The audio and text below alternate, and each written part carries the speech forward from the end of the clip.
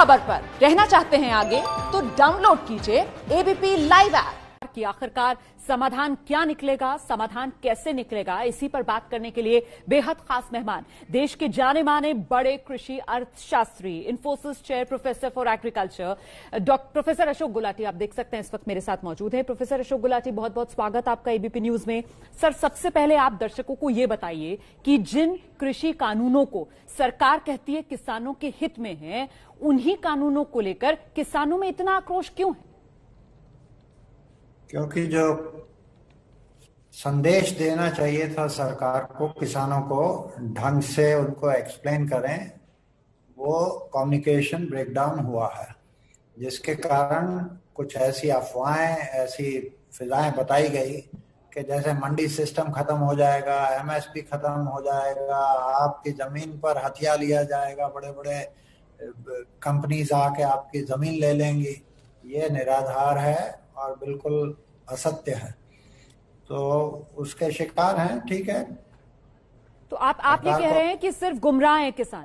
मतलब ये जितनी तमाम आशंकाएं हैं कि मंडियां खत्म हो जाएंगी साहब, एमएसपी जो है वो खत्म कर दी जाएगी धीरे धीरे, खासतौर से जो छोटे मझोले किसान हैं, जो खेती है, जो किसान हैं, वो बड़े कॉर्पोरेट घरानों के हाथों की कठपुतली बन जाएंगे, ये सब पूरी तरीके से निराधार है सर, बेबुनियाद है ये आशंकाएं? बिल्कुल निराधार और मिसलेड है। इसको स्पेशली मिस इन्फॉर्मेशन कैंपेन से एक ऐसा फियर साइकोसिस क्रिएट किया गया जिसका ये रिजल्ट है। देखिए, जो अपोजिशन है या दूसरे हैं, वो जो मर्जी करें, सरकार को तो एक्सप्लेन करना ना, तो उनको एक्सप्लेन करना चाहिए अच्छी तरह से। तो आपको लगता है कि पॉलिटिकली मोटिवेटेड है ये किसान आंदोलन जो है, पूरा जो देश तस्वीरें देख रहा है, वो जो किसानों की नाराजगी है, सब कुछ पॉलिटिकली मैन्युफैक्चर्ड है? ऐसा है, कोई भी एजुटेशन जो होता है वो पॉलिटिकल ही होता है। उसको जो ऑर्गेनाइज किया जाता है वो पॉलिटिकल पार्टीज ही पीछे होती है, समझे। आगे फेस किसी का भी रखा जाए, कैसे भी हो। मुझे बताइए, जिस समय पंजाब के चीफ मिनिस्टर और कांग्रेस के लीडर वहां जाके ट्रैक्टर पे अपोजिशन कर रहे थे, तो क्या वो पॉलिटिकल नहीं था? जी वैलिड पॉइंट सर। जी, का राइट है। देखिए, अपोजिशन का राइट है। मैं अगर अपोजिशन में हूं और मुझे ये ठीक नहीं लग रहा है तो मेरा राइट है, मैं करूं। वो सरकार का दायित्व है कि उसको एक्सप्लेन करे और उसको काउंटर करे, और वहां वो सरकार फेल हुई है।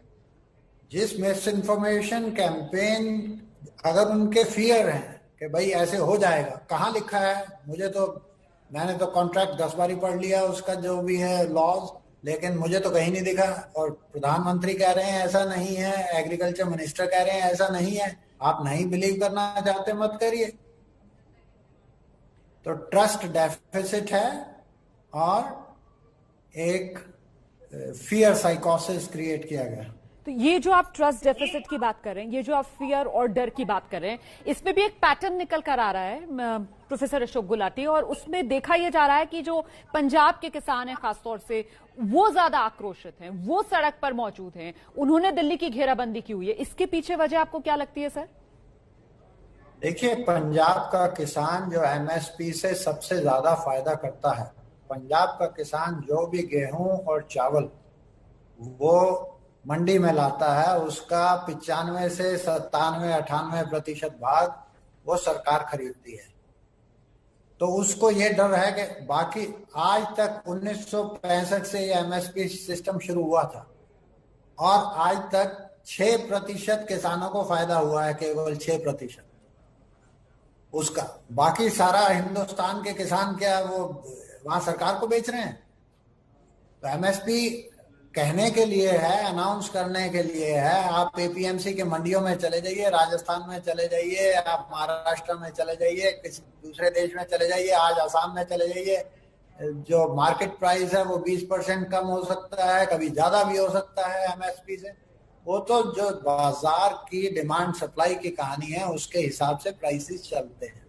सरकार जो खरीद सकती है, जो उसको पब्लिक डिस्ट्रीब्यूशन सिस्टम के लिए चाहिए अपना, वो खरीदती है। वो सबसे ज्यादा आपका पंजाब से खरीदा जाता है। उस किसान को कह दिया जाए कि आपका ये मंडी सिस्टम खत्म हो जाएगा, तो नेचुरली उसको एक शंका हो जाती है।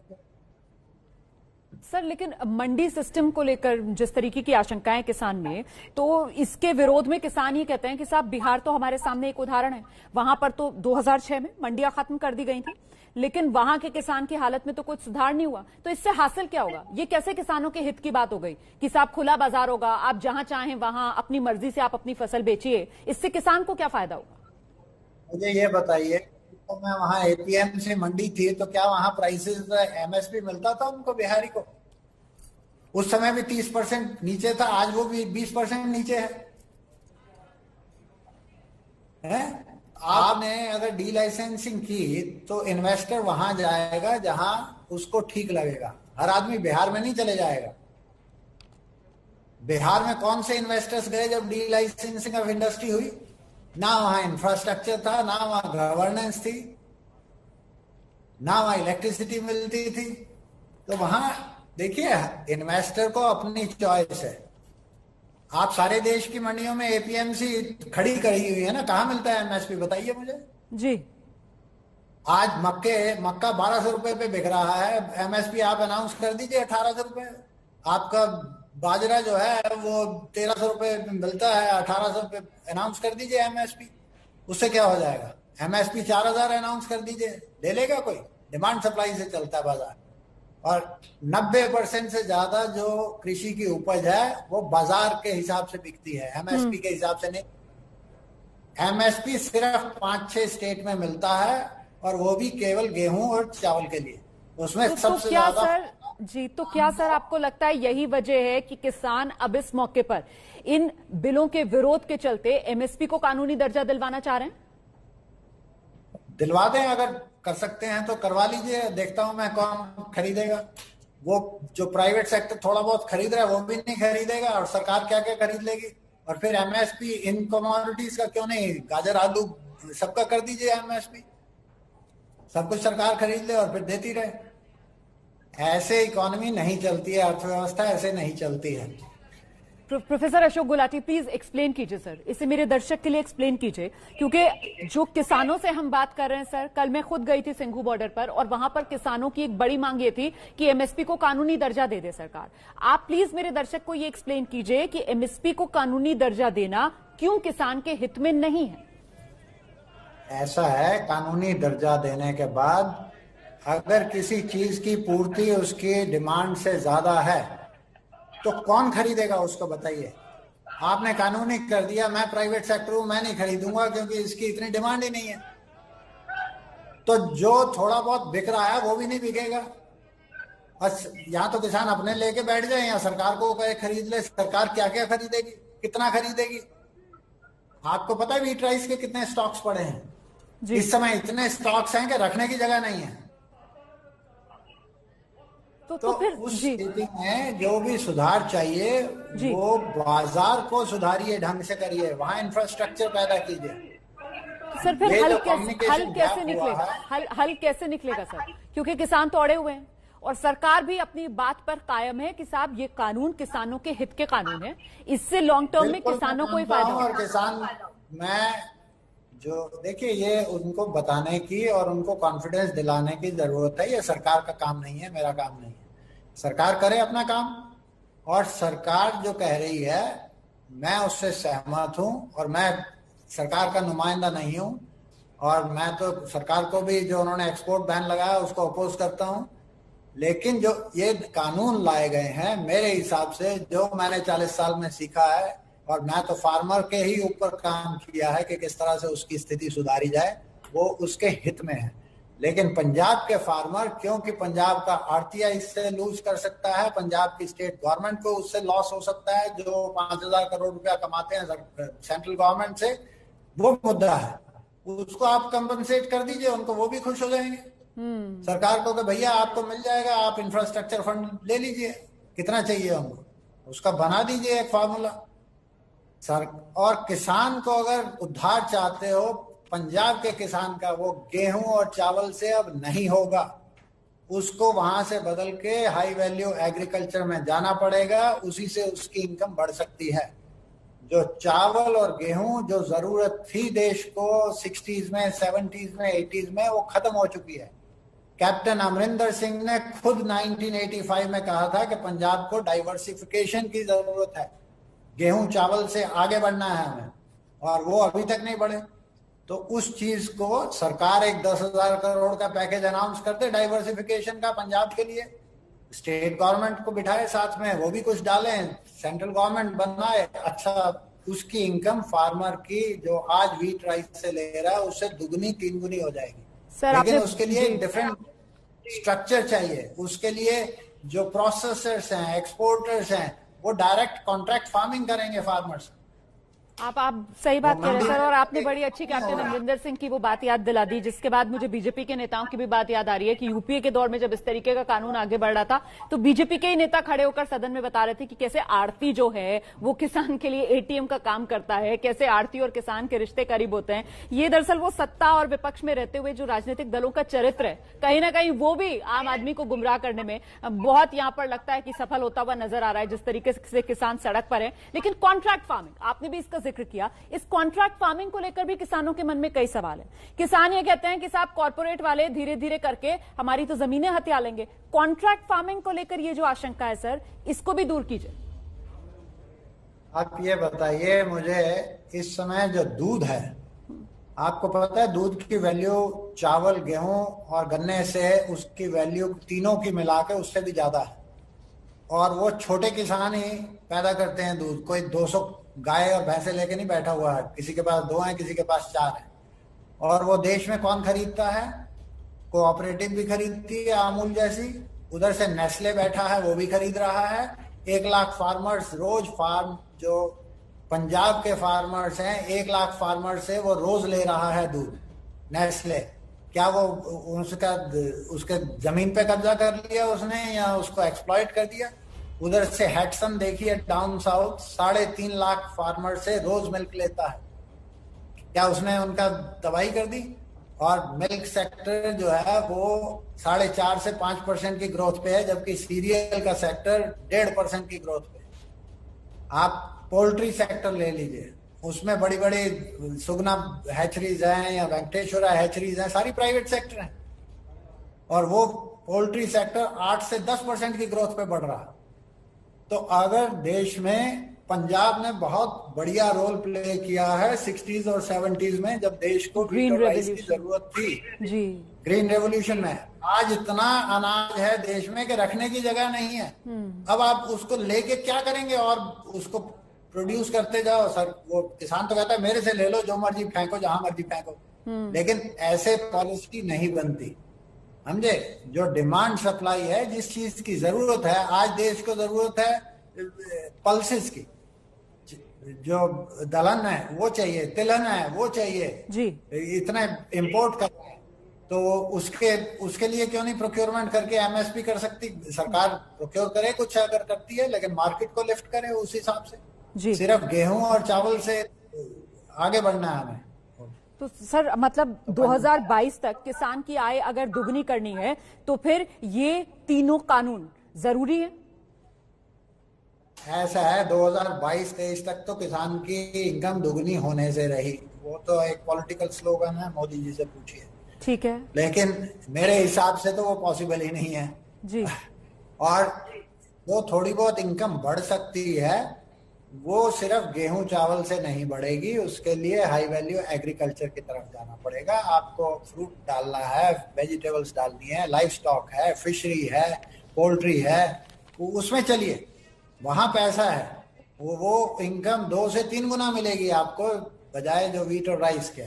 और वो बनाने के लिए एक अलग पैकेज चाहिए, समझदारी चाहिए, 5 साल का प्लान चाहिए। ठीक है सर, 5 दिन में नहीं बनता। ठीक है सर। और अभी जिस तरीके का गतिरोध बना हुआ है, ये आपको क्या लगता है कि इसका समाधान कैसे निकलेगा? आपकी नजर में क्या विकल्प हो सकते हैं एक मिडिल ग्राउंड तलाशने के?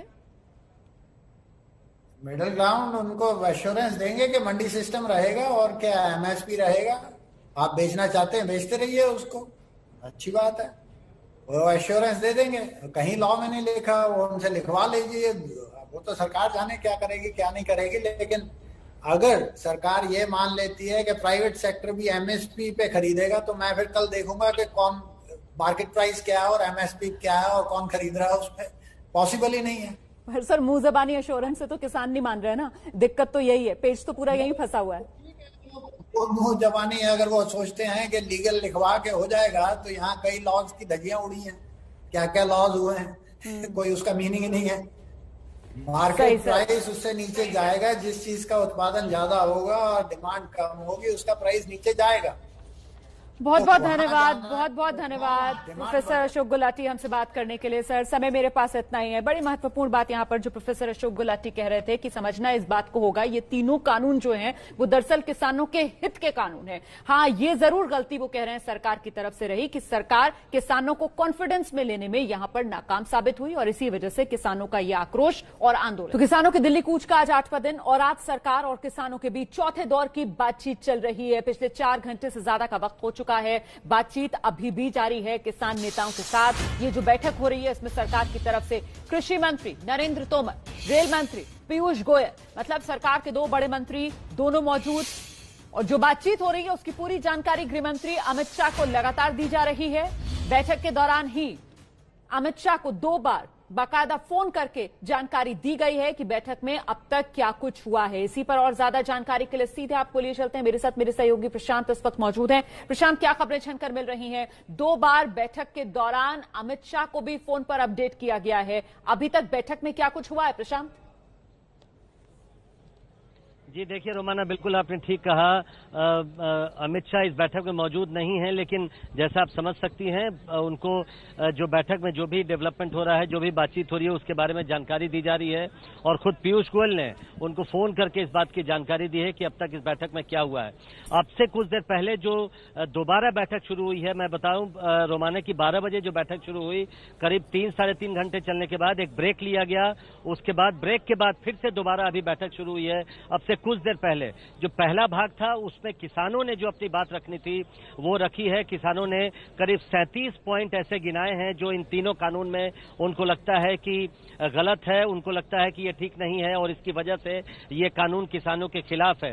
हालांकि दिलचस्प बात यह है कि इन तीनों कानून को मिला दें रोमाना तो उसमें 37 क्लॉज, टोटल 37 क्लॉज नहीं है, लेकिन सब क्लॉजेस को मिलाएं तो बिल्कुल 37 क्लॉज है। इसका मतलब है कि किसानों ने जो पूरा कानून है उसमें ज्यादातर चीजों को ठीक नहीं पाया है और सरकार के सामने अपनी बात रखी है। जो दूसरा भाग अब से कुछ देर पहले शुरू हुआ है उसमें सरकार अब अपनी बात रख रही है। सरकार का क्या रिस्पॉन्स होगा ये देखना होगा और इस लिहाज से जो अभी जो दूसरे चरण का जो चर्चा शुरू हुई है वो अहम है, वो जरूरी है, क्योंकि सरकार किसानों की बात पर प्रशांत सवाल ये है कि किसानों का अब तक का जिस तरीके का रुख रहा है उसे जानते हुए हैरानी नहीं होनी चाहिए देखते हुए कि भाई जो 3 कानून हैं उनमें क्लॉजेस नहीं है, लेकिन सब क्लॉजेस मिला लिए जाएं तो 37 ही होते हैं और 37 कमियां जो किसानों ने इन कानूनों में निकालकर सरकार के सामने रख दी है। सवाल ये कि सरकार की क्या तैयारी है, क्योंकि गेंद कहीं ना कहीं सरकार के पाले में है। ऐसे में जिम्मेदारी सरकार की है कि कैसे किसानों को समझाया जाए, क्योंकि एक्सपर्ट्स ये मान रहे हैं कि ये कानून तो किसानों के हित वाले कानून ही हैं। जी देखिए बिल्कुल रोमाना, अब से कुछ देर पहले जैसा मैंने कहा दूसरा चरण, जो दूसरा भाग आज की बैठक का शुरू हुआ है उसमें यही बात हो रही है। सरकार जो किसानों ने अपनी बात रखी है, जो इन कानूनों में जो उनको गलतियां नजर आई जो सरकार के सामने रखी उस पर सरकार अपना जवाब दे रही है। और यहाँ पर भी यही देखना होगा कि सरकार क्या रिस्पॉन्स करती है। इसी पर निर्भर करेगा कि जो किसान हैं उनकी बातों पर सरकार जो भी रिस्पॉन्स करेगी, जो प्रस्ताव रखेगी, उस पर यह निर्भर करेगा कि आगे बातचीत होगी, आगे का रास्ता कैसे निकलेगा और आगे ये दिशा किस दिशा में जाएगी ये बातचीत। हमारे साथ देखिए आप यहाँ पर कुछ किसान हैं, जो आप दिखाइए कि कहाँ से आप हैं। भारतीय किसान यूनियन एकता ये उगरा, आप ये बताइए यहाँ पर आप हैं, आपको कोई उम्मीद है कि आज की बैठक से कोई समाधान निकलेगा? ਜਿਹੜੀ ਪਹਿਲੇ ਰਾਉਂਡ ਦੀ ਗੱਲਬਾਤ ਹੋਈ ਹੈ ਉਸ ਨੂੰ ਜਦੋਂ ਆਪਾਂ ਢੰਗਾਈ ਨਾਲ ਦੇਖਦੇ ਆ ਉਹ ਇਹ ਗੱਲ ਨੂੰ साफ कर दिया है कि आज की मीटिंग जो छिट्टा निकलने की कोई उम्मीद नहीं है। मतलब आप कह रहे हैं कि उम्मीद नहीं है आपको? उम्मीद नहीं है। जिहड़ी दूजे राउंड की गलबात चली है ਉਹਦੇ वास्ते किसान आगूआं ने बकायदा अंदर प्लान बना लिया भी मंत्री जिहड़ी गल आपदी करनगे, तिन्ने केंद्री मंत्री जिन्हां नाल गलबात चल रही है उन्हां दी गलबात नूं सुनना है। जे मंत्री ये कहणगे भी अपनी गल सुनाओ तो उन्हां नूं कहना भी तुसीं अपनी गल पहलां पूरी करो मंत्रियां नूं सारी, कि दोबारे नहीं बोलना। ਤੇ ਫਿਰ ਲਾਸਟ ਦੇ ਵਿੱਚ ਦੋ ਗੱਲਾਂ ਦੇ ਉੱਤੇ ਬੋਲਣਾ ਸਾਰੀਆਂ ਜਥੇਬੰਦੀਆਂ ਨੇ ਸਹਿਮਤੀ ਕੀਤੀ ਹੈ। ਉਹ ਦੋਨੋਂ ਗੱਲਾਂ ਕਿਹੜੀਆਂ ਨੇ? ठीक है, ये बातचीत अभी ऐसा लग रहा है कि लंबी चलेगी। आप नजर बनाए रखिए प्रशांत। तो कुल मिलाकर प्रशांत ने बताया अभी तक जो बैठक चली है, फर्स्ट हाफ में किसानों की तरफ से उनकी बात सरकार के सामने रख दी गई है। 17 ऐसी खामियां इन 37 खामियां हैं इन तीनों कानूनों में जो किसानों की तरफ से चिन्हित करके सरकार के सामने रख दी गई है। अब सरकार की तरफ से अपनी बात किसानों के सामने रखी जा रही है। इस बीच किसान आंदोलन, आज जो तस्वीर उभरी गाजीपुर बॉर्डर से, वहां से आपको रक्षित सिंह की एक रिपोर्ट दिखाते हैं। ये यूपी गेट की तस्वीरें हैं और इन तस्वीरों में इस वक्त देख सकते हैं कि कई सौ ट्रैक्टर्स का जो रेला है वो फिलहाल यूपी गेट पर पहुंचा है। गौरव टिकैत के नेतृत्व में ये पूरा का पूरा रेला जो है मेरठ और मुजफ्फरनगर के किसानों का है और तस्वीरों में आप देख सकते हैं कि रेला जो है वो रुकने का नाम ही नहीं लेता। कई सौ ट्रैक्टर्स लेकर किसान आज एक बार फिर से यूपी गेट पर पहुंचे हैं। और यूपी गेट की अगर हम बात करें तो यूपी गेट जो कि बीते 8 दिनों से लगातार बंद है, उसके बाद में आज NH 24 यानी कि यूपी गेट से ऊपर का जो हिस्सा है वो भी किसानों ने अपने कब्जे में ले लिया है। और दिल्ली को जाने वाला जो सबसे प्रमुख रास्ता था वो भी किसानों ने बंद कर लिया है। ट्रैक्टरों की तस्वीरें लगातार आप देख सकते हैं यहाँ पर। और अगर किसानों की हम बात करें तो यहाँ पर बहुत सारे किसान जो हैं वो भी इकट्ठा हैं और इन किसानों से ही बात करते हैं। आपका नाम? मेरा नाम राकेश प्रधान है, जिला बिजनौर से हूँ, भारतीय किसान यूनियन का जिला उपाध्यक्ष हूँ। राकेश जी, ये तो किसान जो हैं लगातार आते जा रहे हैं। तस्वीर इस तरीके की है कि कई सौ ट्रैक्टर्स आज फिर आ गए यहाँ पर। भाई कई सौ अभी तो आह्वान होया है, एक मिनट, अभी तो आह्वान होया है टिकैत साहब का। अब ये देखते हैं कि कितनी 10-5 लाख पब्लिक जो जुड़ेगी, उनका तो आह्वान हो गया। अभी तक आह्वान नहीं था कि ये मान जाएंगे राज्य में। जब ये नहीं मानने वाले तो ये तो बिच्छू की डार है, जिसकी पूंछ पर हाथ रखेंगे वही बतावेगा सरदार है। टिकने की व्यवस्था करके चाहे 1 साल हो जाए या 2 हो जाए, यहीं रहेंगे पूरा। मांग कृषि कानून वापस होने चाहिए। हाँ, वापस होने चाहिए। और भाई किसान तो भाई यही जम जगह 26 जनवरी तो देखे ही देखेंगे। ये किसानों का अंदाज है, ये किसानों के तेवर हैं और इनसे आप अंदाजा लगा सकते हैं। टीकरी बॉर्डर पर भी हरियाणा से आए हुए किसान परिवार से जुड़े नौजवान किस अंदाज में गाकर अपनी परेशानी बयां कर रहे हैं। अंकित गुप्ता की टीकरी बॉर्डर से रिपोर्ट। दिल्ली के टीकरी बॉर्डर पर किसान आंदोलन का ये भी एक रंग है, जहां पर ढपली के साथ में गीत गाए जा रहे हैं और एक तरीके से उन गीतों के जरिए मोदी सरकार की नीतियों के ऊपर कटाक्ष किया जा रहा है। किस तरीके से किया जा रहा है, सुनते हैं। मोदी रमन तेरा निशाना सब दिखाई दे रहा से, अच्छे दिन के घोड़े में तू तानाशाही ले रहा से।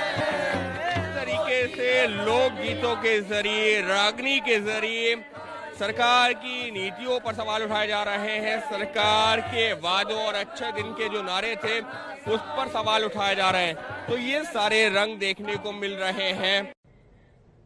अच्छा देखिए, एक तरफ किसान हैं, अपने आंदोलन में तेजी ला रहे हैं, दूसरी तरफ किसानों से जुड़े संगठन, नौजवान सोशल मीडिया पर जिम्मेदारी संभाले हुए हैं किसान आंदोलन को धार देने के लिए। अंकित गुप्ता की एक और रिपोर्ट। किसान अपनी मांगों को लेकर के सड़कों पर है। उनका यही कहना है कि जब तक सरकार उनकी मांगों को नहीं मानती वो आंदोलन वापस नहीं लेंगे। सबके बीच में, किसानों के बीच में कई ऐसे किसान भी हैं जो कि युवा हैं और जो सोशल मीडिया पर किस तरीके से प्रचार चल रहा है या फिर उनको लेकर के दुष्प्रचार चल रहा है उस पर भी ट्रैक किए हुए हैं, उस पर भी जवाब भी दे रहे हैं, वहां पर लाइव भी कर रहे हैं और अपना पक्ष भी रख रहे हैं। ऐसे ही जो युवा जो किसान हैं उनका यहाँ पर एक ग्रुप बैठा हुआ है, इनसे बात करते हैं। ये बताइए, आप लोग सोशल मीडिया हैंडल कर रहे हो इस तरह से? हाँ जी बिल्कुल। अच्छा, तो आप क्या कर रहे हो अभी? सोशल मीडिया है सर। सोशल मीडिया, अच्छा, फेसबुक के जरिए। ये देखिए, फेसबुक के जरिए आप ये देखिए फेसबुक पर किस तरीके से अपना पक्ष रख रहे हैं, किस तरीके से। तो यहाँ से अफवाहें फैलाई गई थी कि यहाँ पे भाई इन्होंने बंदे बांट दिए हैं और वो टायर पंक्चर कर रहे हैं सुहा मार मार के। तो यहाँ पे ऐसा कुछ नहीं है। मैंने अपनी फेसबुक अकाउंट पे डाला, मेरे जो गांव है वहाँ पे व्हाट्सएप ग्रुप बने हुए हैं, आगे आगे वो वीडियो चली गई। तो आप लोग व्हाट्सएप, फेसबुक, व्हाट्सएप सबका इस्तेमाल करके लोगों को अपने गाँवों तक जानकारी पहुँचा रहे हैं? हाँ जी, हाँ जी, क्योंकि नेशनल मीडिया इतना साथ दे नहीं रहा। तो हम जो एक्चुअल स्थिति है जहाँ पे हम कैसे रह रहे हैं, कैसे खाना वाना है, जहाँ पे कोई प्रॉब्लम नहीं है, जो हाँ कोई प्रॉब्लम नहीं है। आप लोग जो है किस प्लेटफॉर्म का खास तौर पर यूज कर रहे हो जिसका आपको लगता है कि ज्यादा जो है लोगों तक जानकारी पहुंच रही है, या फिर जो अगर कोई गलत जानकारी है उसका जो जवाब दे पा रहे हो? सर एक्चुअली हम ट्विटर का यूज़ ज़्यादा कर रहे हैं, क्योंकि आजकल जो कोई भी न्यूज़ हैंडल है या मीडिया चैनल्स है वो ट्विटर के जरिए ऑथेंटिक न्यूज़ आ रही है। तो हम ट्विटर पे जो किसानों के लिए ट्रेंड आ रहे हैं, फार्मर प्रोटेस्ट, फार्मर एजिटेशन, ताकि वर्ल्ड वाइड जो इस किसान एजिटेशन की सपोर्ट वहाँ पे पहुँचे, इसलिए हम ट्विटर पे ज़्यादा फोकस कर रहे हैं और इसी के थ्रू हम जो रियल न्यूज़ है, जो ग्राउंड जीरो की सही चीज़ें हैं, वो हम अपने लोगों तक पहुँचा पाए। अच्छा, उधर बुराड़ी में किसानों के लिए जो टेंट लगाए गए थे वो खाली पड़े हुए हैं। आखिरकार क्या है पूरा हाल बुराड़ी का, आपको दिखाते हैं एबीपी न्यूज संवाददाता अजातिका की रिपोर्ट। कई सारे जो टेंट्स हैं वो लगाए गए हैं और देखिए जगह जगह पर मोबाइल चार्जिंग पॉइंट ये भी बनाया गया है और कितने सारे टेंट्स हैं उनकी तस्वीरें भी हम आपको दिखा रहे हैं जो यहाँ पर किसानों के इकट्ठे होने के लिए की गई हैं। बड़े बड़े टेंट्स जो हैं वो यहाँ पर लगा दिए गए हैं ठंड से बचाने के लिए, ठंड से सुरक्षा देने के लिए। अंदर की भी जो तैयारी है वो भी हम आपको यहाँ पर दिखाते हैं। दरी बिछी हुई है, जगह जगह पर जो टेंट्स हैं वो सील किए गए हैं क्योंकि ठंडी हवा जो है वो लगातार चल रही है और उस ठंडी हवा से, शीत लहर से बचाने के लिए ये पूरी जगह जो है वो तैयार की गई है। लेकिन कोई भी किसान यहाँ पर दिखाई नहीं दे रहे हैं। पूरी तरह से ये जो टेंट्स हैं ये खाली हैं। कहीं ना कहीं जो सरकार की व्यवस्था है वो पूरी तरह से व्यर्थ हो गई है। अभी जो है हमें जो तस्वीरों में नजर आ रहा है पूरी तरह से खाली है ये जगह। क्यों इनका इस्तेमाल नहीं हो पा रहा है? इतने सारे टेंट्स हमें दिखाई दे रहे हैं क्योंकि किसानों के पास अपना सारा जो मटेरियल है उन्होंने ट्रैक्टर्स में रखा हुआ है। अपना 3-3 महीने का राशन है उनके पास, तो अपना पूरा प्रबंध करके आए हैं हम पंजाब से। तो हमें सरकार की कोई ज़रूरत नहीं। नेशनल चैनल्स पर एक बात फैलाई जा रही है, अभी किसान तो देश विरोधी है, नक्सलवादी हैं, ये तो खालिस्तानी है। सो मैं एक बात क्लियर करनी चाहता हूँ, हम कोई देश विरोधी नहीं, हम कोई नक्सलवादी नहीं, हम कोई खालिस्तानी नहीं। हम इस देश के नागरिक थे, नागरिक हैं, नागरिक रहेंगे। देखिए, दिल्ली हरियाणा सिंघू बॉर्डर पर युवा किसान सब्जियां पहुंचा रहे हैं जिससे आंदोलन में शामिल लोगों को खाने पीने में कोई दिक्कत ना हो। एबीपी न्यूज संवाददाता जैनेन्द्र की रिपोर्ट देखिए। दिल्ली की सीमा पर डटे किसान अपना राशन आदि कई हफ्तों का तो लेकर आए हैं, लेकिन वो हरी सब्जियां खा सके इसका ख्याल रख रहे हैं। दिल्ली की सीमा से सटे हरियाणा के गांव के किसान, देखिए कितनी बड़ी तादाद में यहाँ पर बड़ी मात्रा में आपको सब्जियां नजर आएंगी और सारी सब्जियां हैं यहाँ पर। गोभी, मूली, गाजर और टमाटर, आलू, सारी सब्जियां तकरीबन यहाँ पर हमें नजर आ रही हैं। और देख ही सकते हैं तस्वीरों पे हमें, आप ये जो मात्रा है सब्जियों की वो देख सकते हैं। ये सब्जियां आसपास के जो हरियाणा के गांव हैं उनके किसान लेकर आए हैं। वैसे ही एक नौजवान हमारे साथ हैं जो गोभी लेकर आए हैं। कितनी गोभी लेकर आए आप? गोभी हम ये पूरी ट्राली भर कर लेकर आए थे। अलग अलग जैसे भी लंगर चल रहे हैं, सारे लंगरों में हम इस गोभी को बांटते हुए आए हैं। आगे भी आगे एक लंगर है, उसमें भी हम ये गोभी हमारे देने जा रहे हैं अब। इसके बाद और हम कुरुक्षेत्र से आए हैं। जैसे खट्टर साहब बोल रहे हैं कि भी हरियाणा के किसान इसमें आंदोलन में नहीं है, पर हम दिखाना चाहते हैं मेरे साथ हरियाणा के किसान खड़े हैं सब। ठीक है, तो आप आंदोलन कर रहे हैं या आंदोलन करने वालों का समर्थन कर रहे हैं? हम आंदोलन कर भी रहे हैं और समर्थन भी कर रहे हैं, दोनों काम कर रहे हैं हम। ठीक है, तो हरी सब्जियां ये लोग खा सके इसका ख्याल आप जैसे किसान रख रहे हैं? हाँ, हरियाणा के किसान इन चीजों का सारों का ख्याल रख रहे हैं कि सभी किसान, कोई भी किसान भूखा न मरे। और जैसे अपने पंजाब के भाई हैं, बड़े भाई हमारे, और ये सभी का हमारे वर्गों का ख्याल रख रहे हैं, हम इनका ख्याल रख रहे हैं। ये लंगर बना के खिला रहे हैं सब। इतनी दूर से पंजाब से कहीं 8-9-10 दिन हो गया और पहले 3-4 महीने पंजाब के जो रेलवे लाइन पे उन पे पड़े रहे।